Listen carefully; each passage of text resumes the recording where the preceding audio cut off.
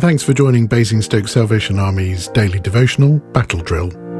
For more information, go to www.equippinghispeople.com/daily-devotional.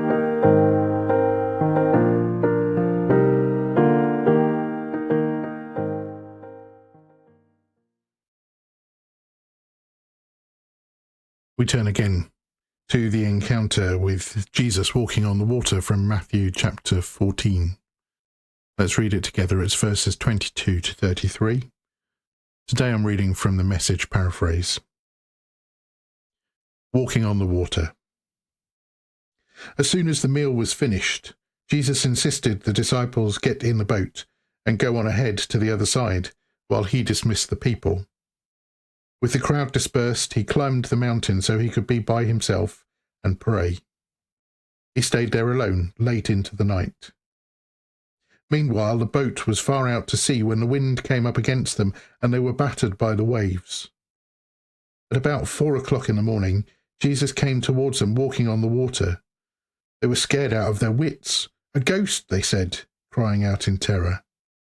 But Jesus was quick to comfort them. "Courage! It's me. Don't be afraid."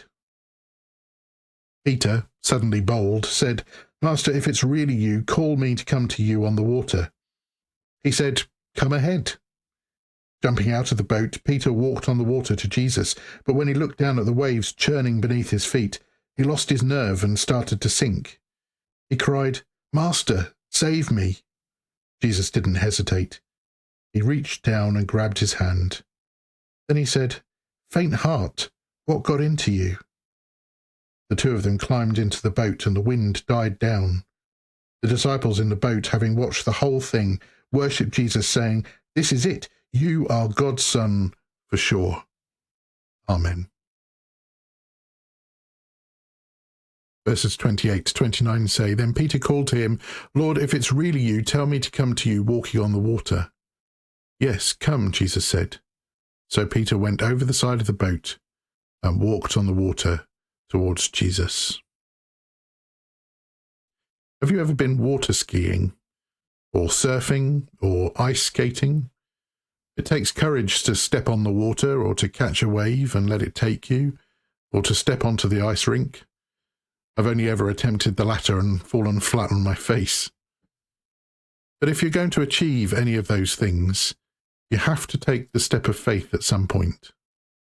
There's no point in standing on the shore with water skis on. You have to get out on the water. A surfboard might make a fashion statement, but it's of little use unless you're going to plunge into the ocean and surf the waves. Ice skates make terrible shoes. You have to get out on the ice. Sometimes God uses the storms of life to encourage us to take a step of faith. If my line of legal work hadn't changed beyond all recognition, I might still not be a Salvation Army officer. And being made redundant probably pushed me to make the right decision to obey God's calling, rather than prevaricating over whether I should or not.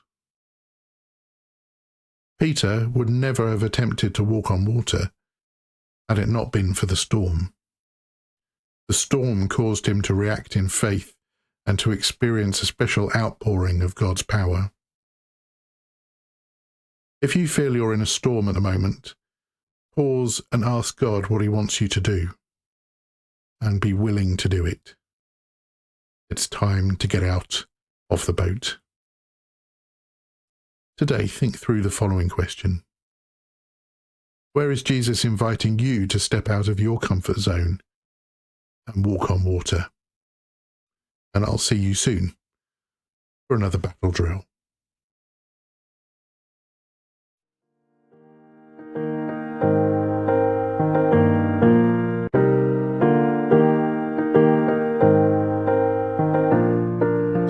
We hope you have been encouraged and equipped by this daily devotional.